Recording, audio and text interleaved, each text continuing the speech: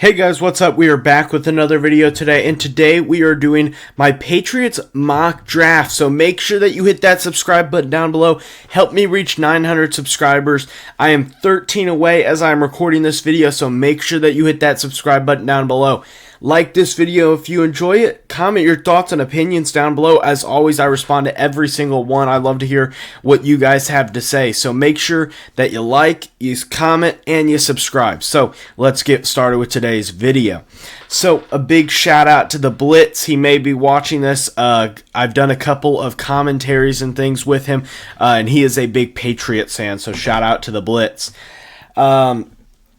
So with the number 14 overall pick, I have the New England Patriots selecting Jackson Smith-Njigba, the wide receiver out of Ohio State.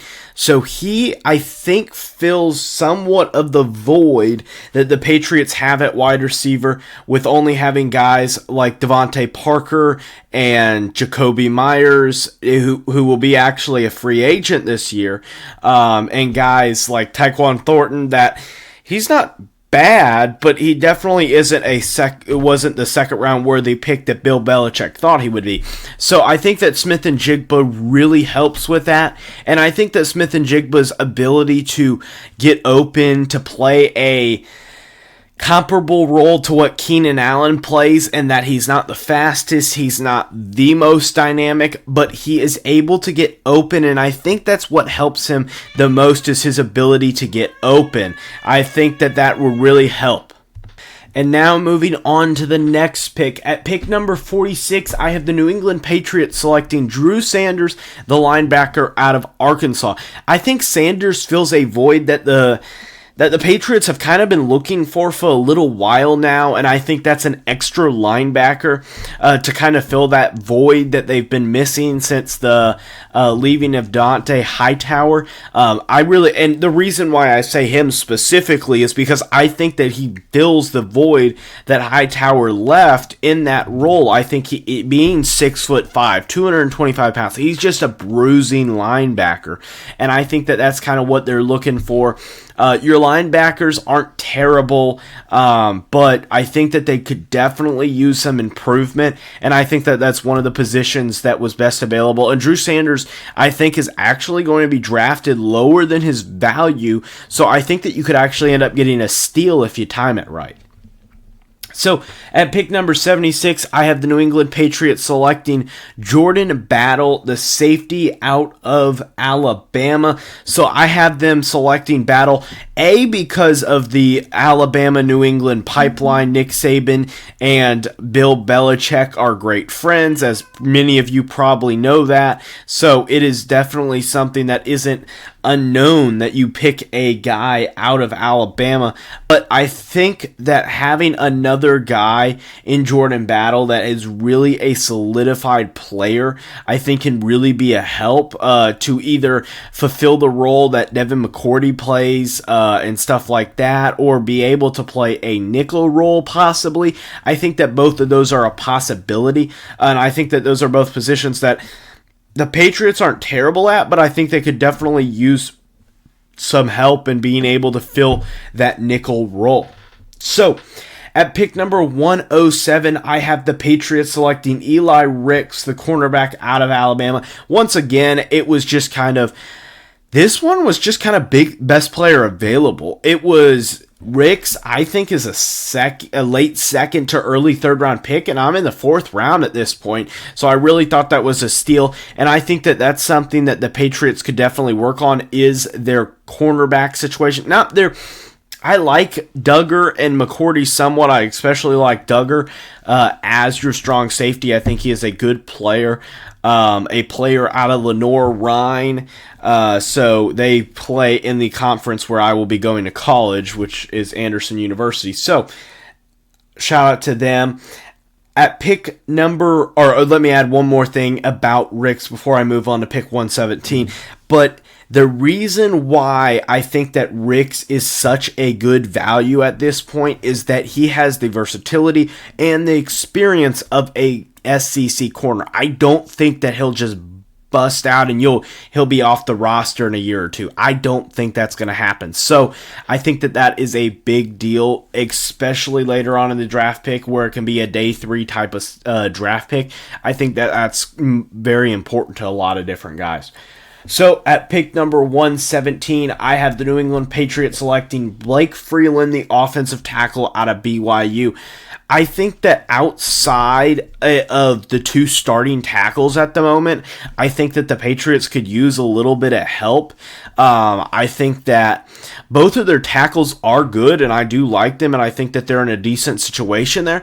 But I think that really, with Blake Freeland, he starts to fill a role that helps you be able to add depth where you really can do that. And I think adding a swing tackle in the 4th round is really vital and important to being able to maintain that consistent offensive line play that the Patriots have had for so many years. So heading on to pick number 135, I have the Patriots selecting another wide receiver, this time out of Oklahoma, Marvin Mims. So Mims is definitely not as talented as Smith-Njigba by any means, but he is a good player, and I think a lot of people underrate him as a player that can really do a lot of good as a wide receiver, has the experience, has explosiveness on the outside, and is a bigger-ish body in order to really fight off those physical corners and stuff like that. I think that that's something that the Patriots are kind of looking for and stuff like that, because a lot of their wide receivers outside of Myers are a little bit smaller or a little bit slender or a little bit quicker guys rather than bigger guys and stuff like that. So I think that could be a position that could need some help going into next year. So at pick number 184, I have the Patriots selecting Josh Whyle, the tight end out of Cincinnati. The main reason for selecting him is I know you still have Hunter Henry and you have Jonnu Smith, but I think that one of them will probably be gone in the next year or two. And I know the Patriots do this very well, which is drafting ahead of being able to lose some guys. And I think that Whyle, I don't know if he is a superstar in the making. I don't think he is the next Travis Kelce, who also came out of Cincinnati. But I do think that Whyle does fill a role of being a possible future tight end, which is something that I think that they're looking for in that sort of category. So I have them selecting Josh Whyle, the tight end out of Cincinnati.